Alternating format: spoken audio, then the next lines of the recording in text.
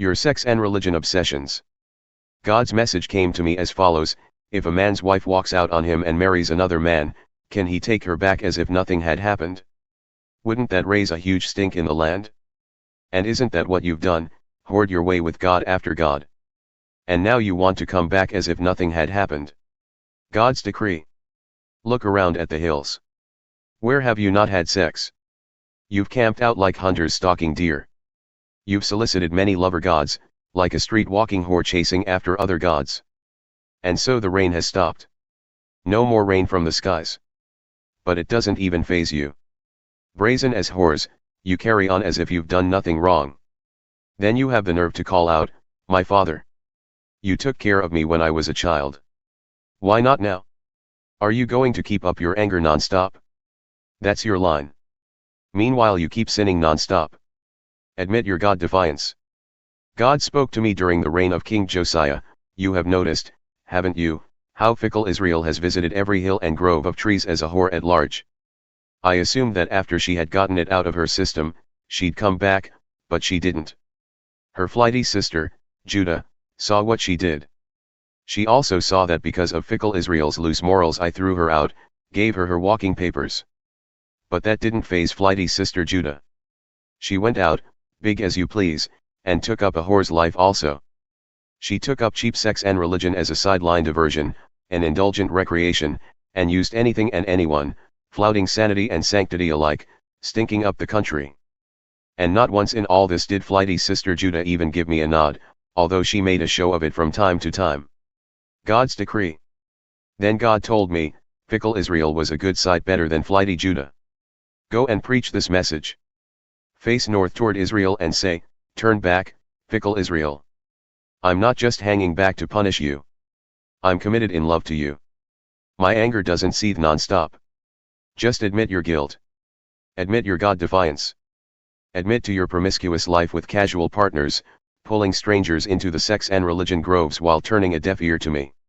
God's decree: come back, wandering children. God's decree: yes I, am your true husband. I'll pick you out one by one, this one from the city, these two from the country, and bring you to Zion. I'll give you good shepherd rulers who rule my way, who rule you with intelligence and wisdom. And this is what will happen: you will increase and prosper in the land. The time will come, God's decree, when no one will say any longer, "Oh, for the good old days." Remember the Ark of the Covenant? It won't even occur to anyone to say it, the good old days. The so-called good old days of the Ark are gone for good. Jerusalem will be the new Ark, God's throne. All the godless nations, no longer stuck in the ruts of their evil ways, will gather there to honor God. At that time, the house of Judah will join up with the house of Israel. Holding hands, they'll leave the north country and come to the land I willed to your ancestors. I planned what I'd say if you return to me. Good. I'll bring you back into the family. I'll give you choice land, land that the godless nations would die for, and I imagined that you would say, "Dear Father," and would never again go off and leave me. But no luck. Like a false-hearted woman walking out on her husband, you, the whole family of Israel, have proven false to me. God's decree. The sound of voices comes drifting out of the hills, the unhappy sound of Israel's crying, Israel lamenting the wasted years, never once giving her God a thought. Come back, wandering children. I can heal your wanderlust. We're here. We've come back to you. You're our own true God. All that popular religion was a cheap lie, duped crowds buying up the latest in gods. We're back. Back to our true God, the salvation of Israel. The fraud picked us clean, swindled us of what our ancestors bequeathed us, gypped us out of our inheritance, God-blessed flocks and God-given children.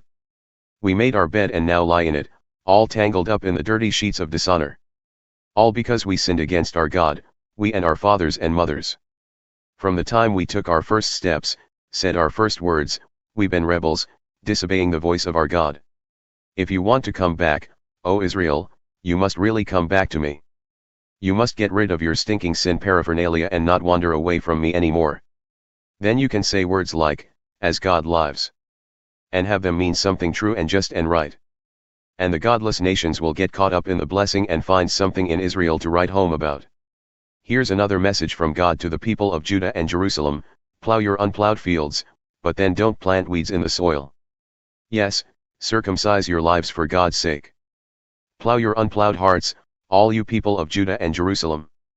Prevent fire, the fire of my anger, for once it starts it can't be put out. Your wicked ways are fuel for the fire.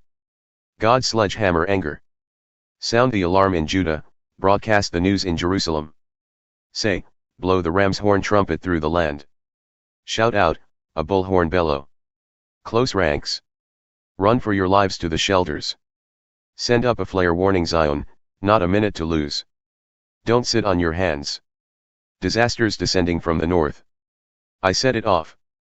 When it lands, it will shake the foundations. Invaders have pounced like a lion from its cover, ready to rip nations to shreds, leaving your land in rack and ruin, your cities in rubble, abandoned.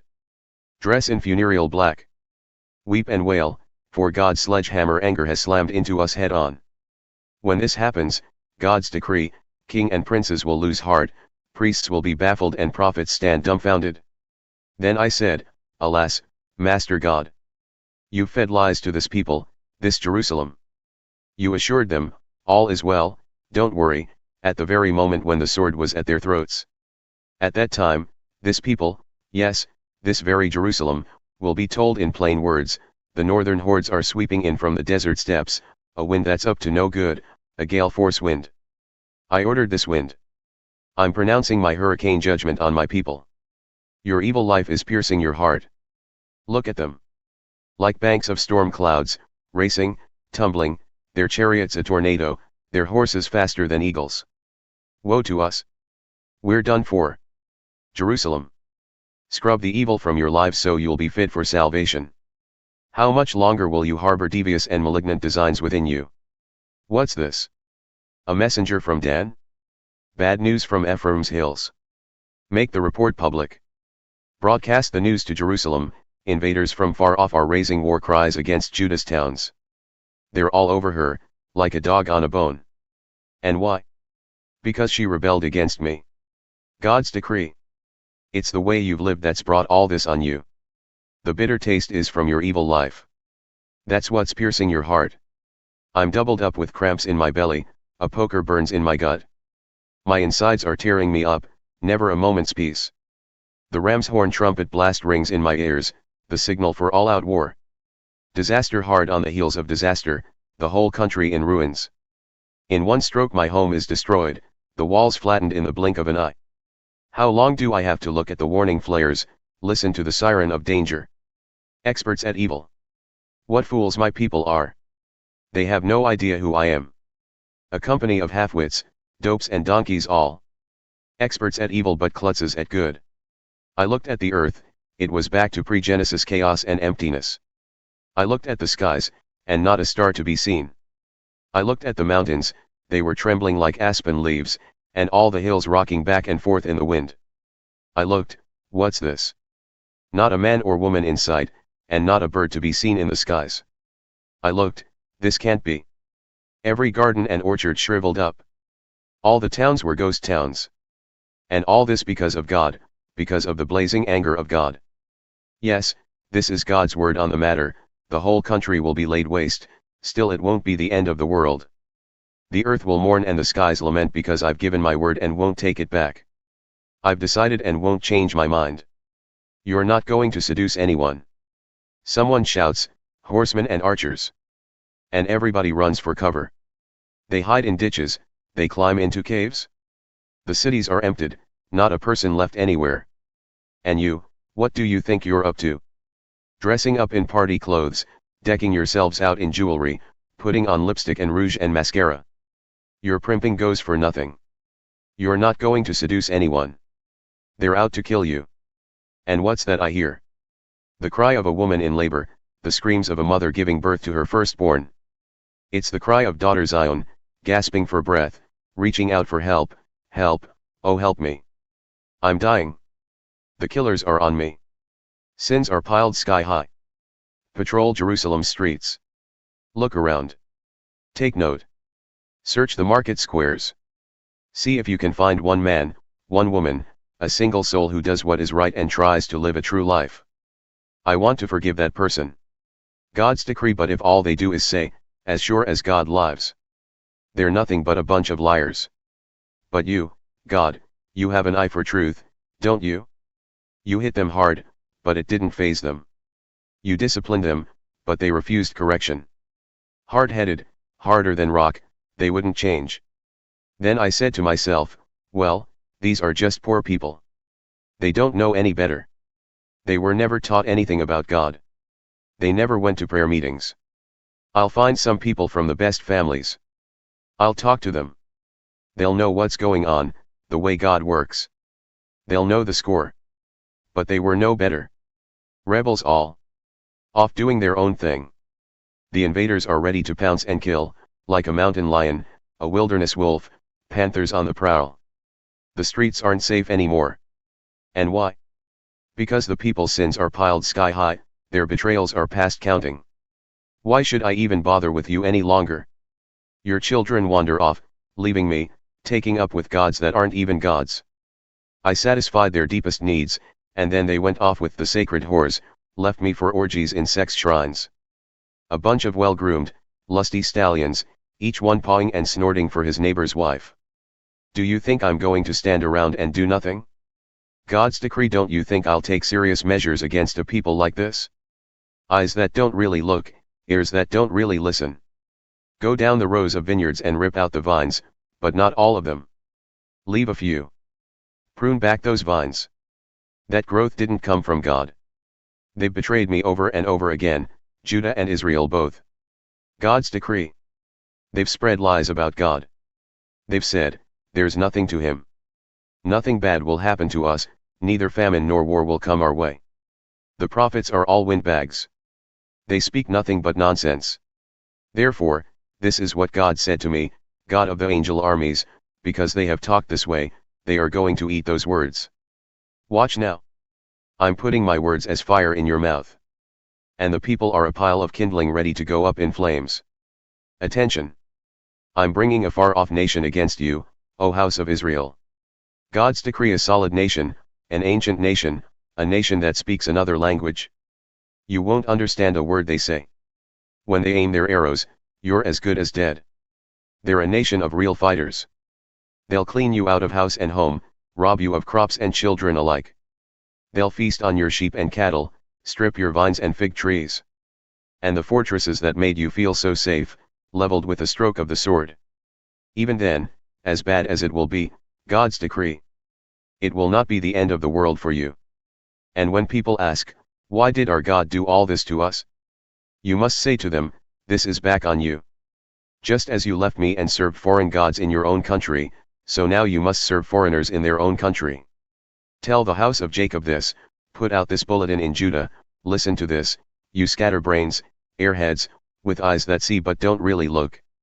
And ears that hear but don't really listen. Why don't you honor me? Why aren't you in awe before me? Yes, me, who made the shorelines to contain the ocean waters. I drew a line in the sand that cannot be crossed.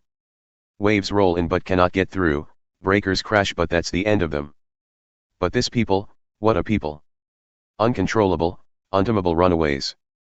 It never occurs to them to say, how can we honor our God with our lives, the God who gives rain in both spring and autumn and maintains the rhythm of the seasons, who sets aside time each year for harvest and keeps everything running smoothly for us? Of course you don't. Your bad behavior blinds you to all this. Your sins keep my blessings at a distance. To stand for nothing and stand up for no one. My people are infiltrated by wicked men, unscrupulous men on the hunt. They set traps for the unsuspecting. Their victims are innocent men and women.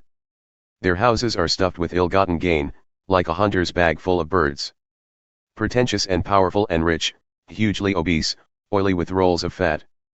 Worse, they have no conscience. Right and wrong mean nothing to them. They stand for nothing, stand up for no one, throw orphans to the wolves, exploit the poor. Do you think I'll stand by and do nothing about this? God's decree. Don't you think I'll take serious measures against a people like this? Unspeakable. Sickening. What's happened in this country? Prophets preach lies and priests hire on as their assistants. And my people love it. They eat it up. But what will you do when it's time to pick up the pieces?